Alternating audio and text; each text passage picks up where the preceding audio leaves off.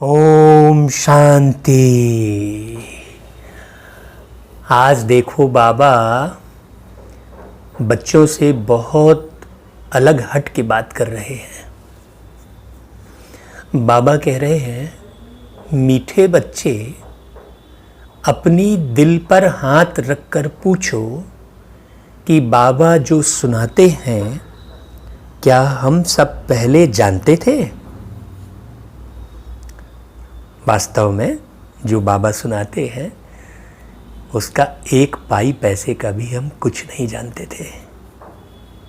बाबा कहते जो सुना है उसे अर्थ सहित समझकर खुशी में रहो, क्योंकि जब तक आप जो सुन रहे हो उसके अर्थ को यदि आप नहीं जानेंगे तब तक आप ये अर्थ अर्थात पृथ्वी और अर्थ अर्थात धन नहीं बचा पाएंगे। जब तक किसी भी बात का पूरा अर्थ नहीं मालूम। हम लोग क्या करते हैं, हाँ हाँ हाँ हाँ करते हैं, सुनते हैं, बस हाँ में हाँ मिला देते हैं, ठीक बाबा करते हैं। अर्थ समझकर खुशी में रहो। बाबा ने कहा जब तक अर्थ नहीं समझेंगे तब तक खुशी नहीं होगी। और हमने तो बाबा की मुरली के एक एक अर्थ को अमृत बेले उठ कर बहुत अच्छे से समझा है, इसलिए हर परिस्थिति में मौलाई मस्ती बनी रहती है।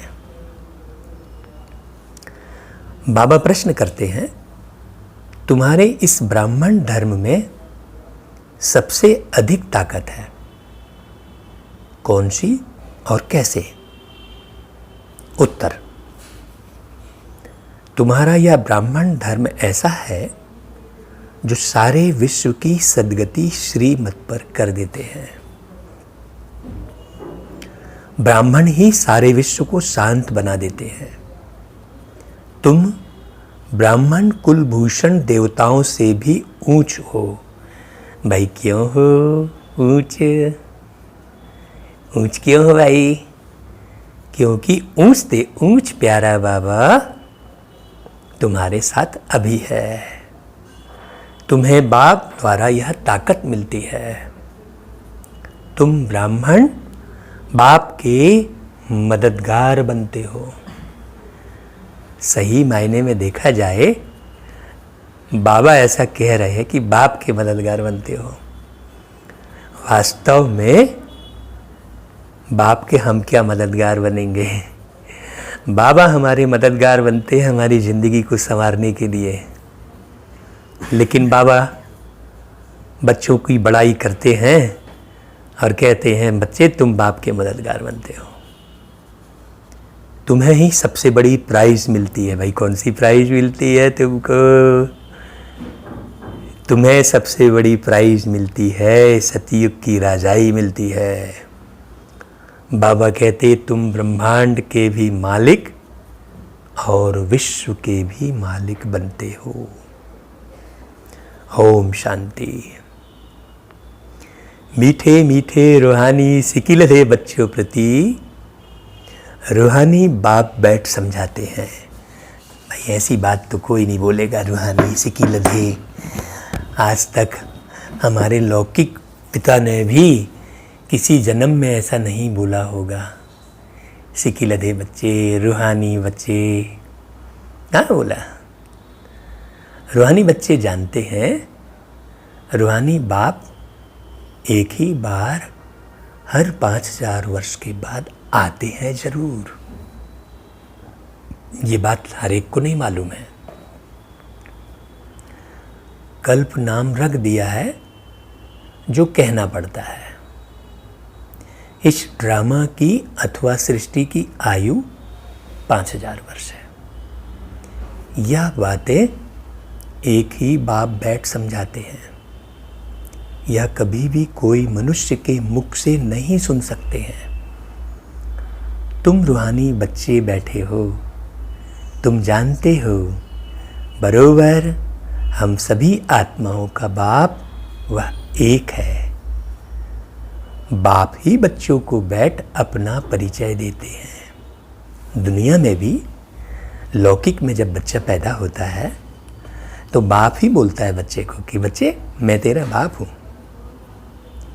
यह बात कोई मनुष्य मात्र नहीं जानते कि वो ईश्वर बाप भी है।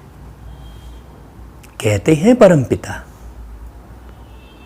कोई को पता नहीं गॉड या ईश्वर क्या वस्तु है, जबकि उनको गॉड फादर बाप कहते हैं तो बहुत प्यार होना चाहिए ना। बेहद का बाप है तो जरूर उनसे वर्षा भी मिलता होगा। अंग्रेजी में अक्षर अच्छा कहते हैं हेवनली गॉड फादर। हेवन कहा जाता है नई दुनिया को और हेल कहा जाता है पुरानी दुनिया को। नई दुनिया माना सतयुग, पुरानी दुनिया माना कलयुग। परंतु स्वर्ग को कोई जानते नहीं, सन्यासी तो मानते ही नहीं। वह कभी ऐसे नहीं कहेंगे कि बाप स्वर्ग का रचयिता है। हेवनली गॉड फादर, यह अक्षर बहुत मीठा है और हेवन मशहूर भी है। देखो ये सब बातें उसको अच्छी लगेगी जो देह दुनिया दौलत से न्यारा होगा। तुम बच्चों की बुद्धि में हेवन और हेल का सारा चक्र सृष्टि के आदि मध्य अंत का बुद्धि में फिरता है। जो जो सर्विसेबल हैं सभी तो एक रस सर्विसेबल नहीं बनते। बुद्धि इधर उधर भटकती है, कभी शरीर में, कभी अपनी बीमारी में, कभी रिश्ते नातों में, इसलिए एक रस अवस्था बनती नहीं है। तुम अपनी राजधानी स्थापन कर रहे हो फिर से। देखो ये फिर से शब्द कितना प्यारा है, फिर से। हाँ, ये फिर से शब्द बहुत सरल कर देता है, क्योंकि हम फिर से बने बार बार। जो एक बार गाड़ी चला लेता है उसको फिर चलाने में बहुत दिक्कत नहीं होती है। ऐसे ही ये राजधानी जो हम स्थापन कर रहे हैं वो पहले भी कर चुके हैं, ये बाबा ने बताया। तुम कहेंगे हम रूहानी बच्चे बाप की श्रेष्ठ से श्रेष्ठ मत पर चल रहे हैं। ऊंच से ऊंच बाप की ही श्रीमत है। श्रीमद् भगवद गीता भी गाई हुई है। यह है पहले नंबर का शास्त्र, इसलिए गीता को सर्वशास्त्र शिरोमणि कहते हैं। और गीता शास्त्र ही कोर्ट में उपयोग करते हैं। बाप का नाम सुनने से ही झट वर्षा याद आ जाता है, लौकिक में भी। तो शिव बाप का नाम सुनने से फिर कौन सा वर्षा याद आएगा, ये दुनिया वालों को नहीं मालूम है। यह दुनिया में कोई भी नहीं जानते कि गॉड फादर से क्या मिलता है। अक्षर कहते हैं प्राचीन योग, परंतु समझते नहीं कि प्राचीन योग किसने सिखाया। वो तो कृष्ण ही कहेंगे, क्योंकि गीता में कृष्ण का नाम डाल दिया है। अभी तुम समझते हो शिव बाप ने ही राजयोग सिखाया, जिससे सब मुक्ति जीवन मुक्ति को पाते हैं। यह भी समझते हो कि भारत में ही शिव बाबा आया था, उनकी जयंती भी मनाते हैं। परंतु गीता में नाम गुम होने से महिमा भी गुम हो गई है। शिव जयंती मनाते जरूर हैं, लेकिन शिव बाबा से मिलता क्या है ये नहीं मालूम। भर दे झोली कहते हैं, लेकिन झोली में क्या भरता है ये किसी को नहीं मालूम। बाबा कहता है जिससे सारी दुनिया को सुख शांति मिलती है, उस बाप को भूल गए हैं। इनको कहा ही जाता है एकज भूल का नाटक। बड़े ते बड़ी भूल यह है जो बाप को नहीं जानते। कभी कहते वह नाम रूप से न्यारा है, फिर कहते कच्छ मच्छा अवतार है, फिर ठिक्कर बित्तर में है बोल देते हैं। भूल में भूल होती जाती है, सीढ़ी नीचे उतरते जाते हैं, कला कम होती जाती है, तमो प्रधान बनते जाते हैं, ड्रामा के प्लान अनुसार जो बाप स्वर्ग का रचयिता है, जिसने भारत को स्वर्ग का मालिक बनाया, उनको ठिक्कर बित्तर में कह देते हैं। बताओ, अभी बाप समझाते हैं, तुम सीढ़ी कैसे उतरते आए हो, कुछ भी किसको पता नहीं है। ड्रामा क्या है पूछते रहते हैं। यह दुनिया कब से बनी है, नई सृष्टि कब थी, तो कह देंगे लाखों वर्ष आगे। समझते हैं पुरानी दुनिया में तो अभी बहुत वर्ष पड़े हैं। इसको अज्ञान अंधियारा कहा जाता है। गायन भी है, ज्ञान अंजन सद्गुरु दिया, अज्ञान अंधेर विनाश। तुम समझते हो रचयिता बाप जरूर स्वर्ग ही रचेंगे। बाप ही आकर नरक को स्वर्ग बनाते हैं। रचयिता बाप ही आकर सृष्टि के आदि मध्य अंत का ज्ञान सुनाते हैं। आते भी हैं अंत में, टाइम तो लगता है ना। यह भी बच्चों को समझाया है, ज्ञान में इतना समय नहीं लगता है जितना याद की यात्रा में लगता है। 84 जन्मों की कहानी तो जैसे एक कहानी है। आज से 5 वर्ष पहले किन्हों का राज्य था, वह राज्य कहाँ गया। तुम बच्चों को अब सारी नॉलेज है। तुम हो कितनी साधारण अजामिल जैसे पापी, अहिल्याएं, कुब्जाएं, भीलनियाँ उनको कितना ऊंच बनाते हैं। बाप समझाते हैं, तुम क्या से क्या बन गए हो। बाप आकर समझाते हैं, पुरानी दुनिया का अब हाल देखो क्या है। मनुष्य कुछ भी नहीं जानते कि सृष्टि का चक्र कैसे फिरता है। बाप कहते हैं, तुम अपनी दिल पर हाथ रखकर पूछो, आगे यह कुछ जानते थे? कुछ भी नहीं। अभी जानते हो, बाबा फिर से आकर हमको विश्व की बादशाही देते हैं। कोई की बुद्धि में नहीं आएगा कि विश्व की बादशाही क्या होती है। विश्व माना सारी दुनिया। तुम जानते हो, बाप हमको ऐसा राज्य देते हैं जो हमसे आधा कल्प तक कोई छीन नहीं सकते। तो बच्चों को कितनी खुशी होनी चाहिए भाई। बाप से कितना बार राज्य लिया। बाप सत्य है, सत्य शिक्षक भी है, सत्य गुरु भी है। कब सुना ही नहीं, कभी अर्थ सहित तुम समझते हो।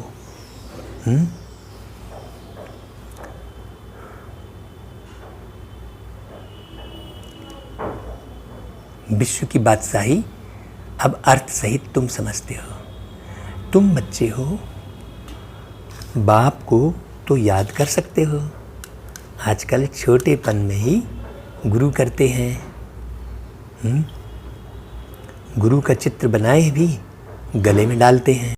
तो बाबा कहते हैं, आजकल छोटेपन में ही गुरु कर देते हैं। गुरु का चित्र बनाए भी गले में डालते हैं, वह घर में रखते हैं। यहाँ तो वंडर है, बाप, शिक्षक, सद्गुरु सब एक ही है। बाप कहते हैं, मैं साथ में ले चलूँगा। तुमसे वो लोग पूछेंगे क्या पढ़ते हो, तो बोलो हम नई दुनिया में राजाई प्राप्त करने के लिए राजयोग पढ़ते हैं। यह है ही राजयोग। ऐसा कोई टीचर नहीं होगा जो जन्म जन्मांतर के पद के लिए पढ़ाए। जैसे बैरिस्टर योग होता है तो ज़रूर बुद्धि का योग बैरिस्टर तरफ जाएगा। टीचर को ज़रूर याद करेंगे ना। तुम कहेंगे हम स्वर्ग की राजाई प्राप्त करने के लिए ही पढ़ते हैं। कौन पढ़ाते हैं? शिव बाबा भगवान। अब ऐसा याद रहता है क्या? मुरली सुने और भग गए। ऐसा याद कहाँ रहता है कि बाबा हमको स्वर्ग की बादशाही देने वाला है। उनका नाम तो एक ही है जो चला आया है, रथ का नाम तो है नहीं। बाबा कहते हैं, मेरा नाम है ही शिव। बाप शिव और रथ ब्रह्मा कहेंगे। अभी तुम जानते हो यह कितना वंडरफुल है। शरीर तो एक ही है, इनको भाग्यशाली रथ क्यों कहते हैं? क्योंकि शिव बाबा की प्रवेशता है तो जरूर दो आत्माएं ठहरी। यह भी तुम जानते हो, किसको तो यह ख्याल भी नहीं आता। अब दिखाते हैं भागीरथ ने गंगा लाई। क्या पानी ऊपर से लाया क्या? सोचने की बात है। अभी तुम प्रैक्टिकल देखते हो, क्या लाया है, किसने लाया है, किसने प्रवेश किया है। बाप ने किया ना। मनुष्य में पानी थोड़ी ही प्रवेश करेगा।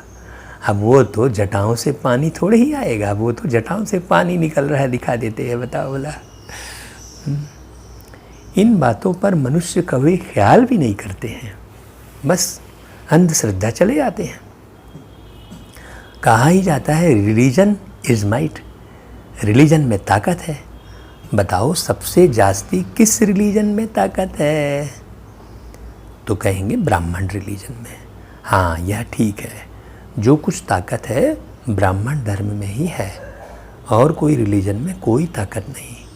तुम अभी ब्राह्मण हो, ब्राह्मणों को ताकत मिलती है बाप से, जो फिर तुम विश्व के मालिक बनते हो। तुम्हारे में कितनी बड़ी ताकत है। अब ऐसी बात कोई बोलेगा क्या, विश्व के मालिक बनते हो? कोई नहीं बोलेगा, ये तो परमात्मा ही आकर कह रहे हैं।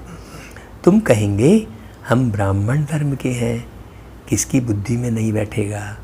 विराट रूप भल बनाया है, परंतु वह भी आधा है। मुख्य रचता और उनकी पहली रचना को कोई नहीं जानते। बाप है रचता, फिर ब्राह्मण है चोटी। इसमें ताकत है।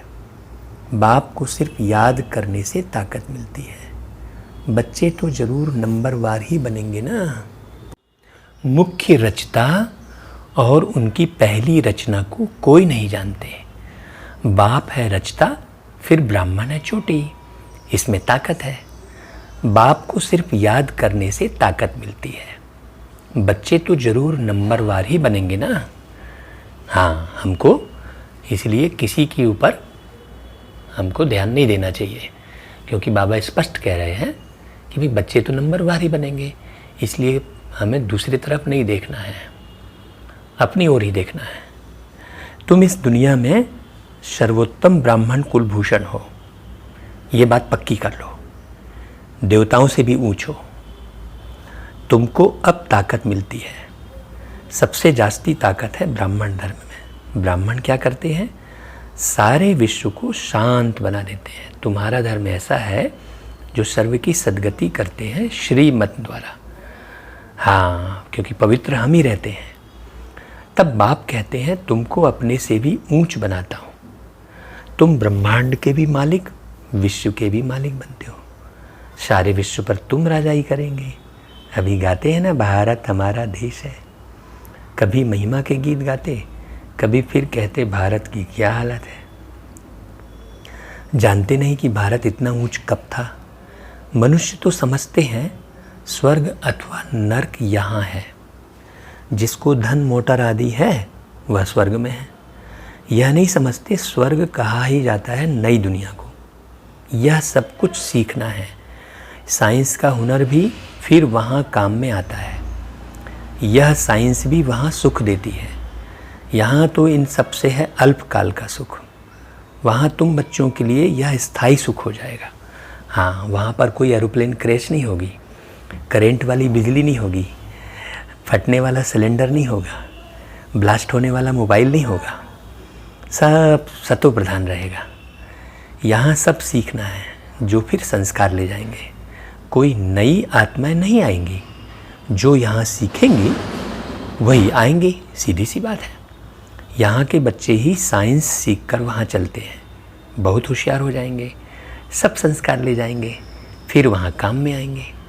अभी है अल्पकाल का सुख, फिर यह बॉम्ब शादी ही सबको खलास कर देंगे। मौत के बगैर शांति का राज्य तो हो नहीं सकता। यहाँ तो अशांति का राज्य है। यह भी तुम्हारे में नंबरवार है। जो समझते हैं हम पहले पहले अपने घर जाएंगे, फिर सुख धाम में आएंगे। सुख में बाप तो आते ही नहीं। बाप कहते हैं मुझे भी वानप्रस्थ रथ चाहिए ना।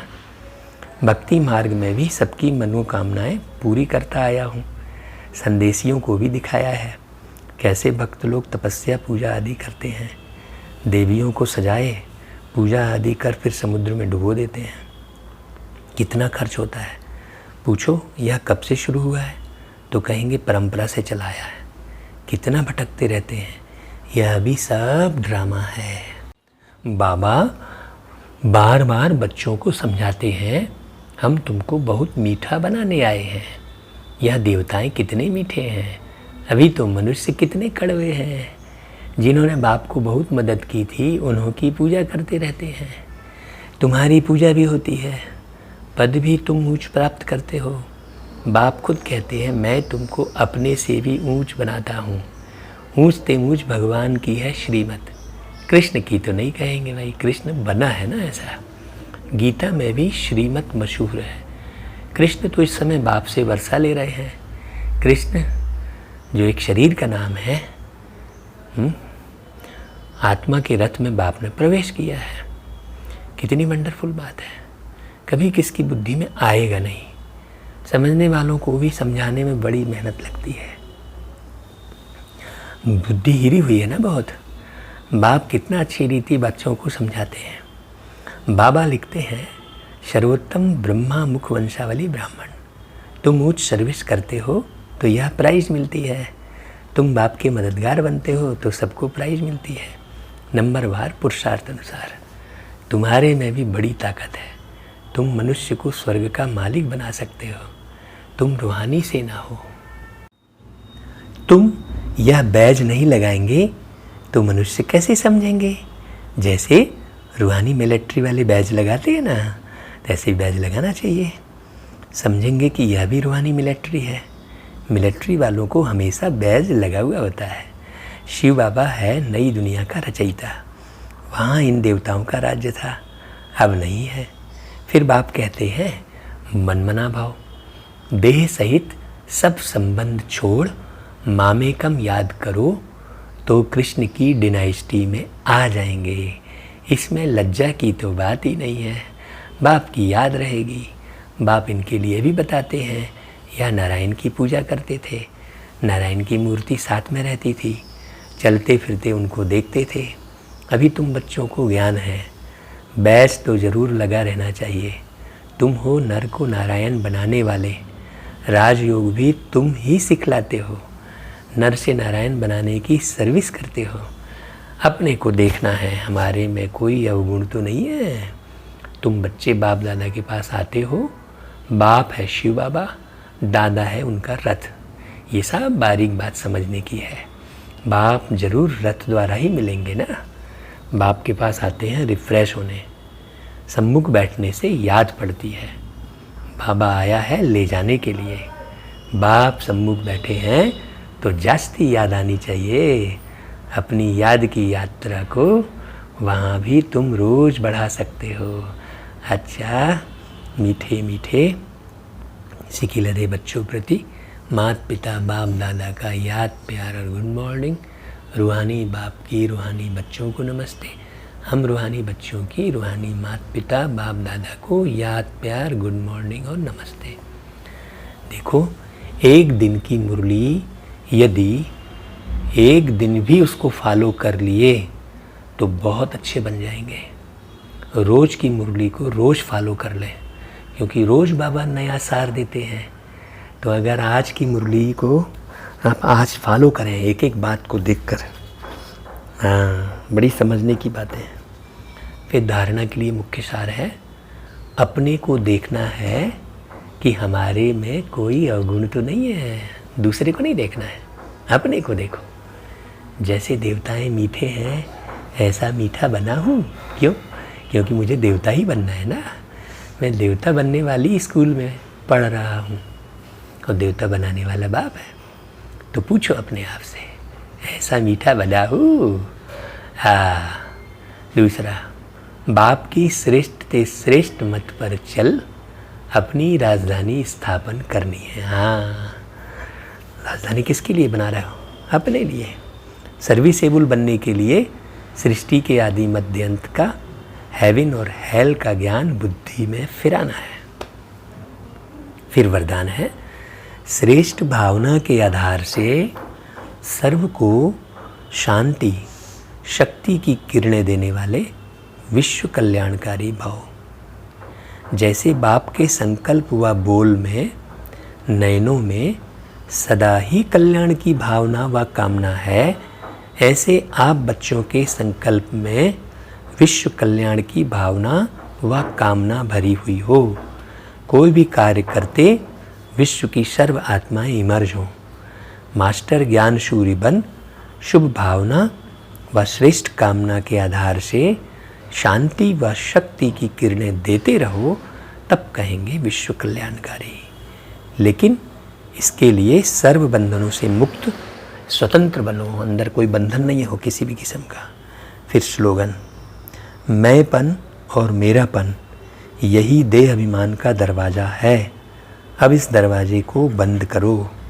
मैं और मेरा मेरा मेरा जो करते आ रहे हैं, ये देहभान का दरवाज़ा है। अच्छा भाई, ओम शांति।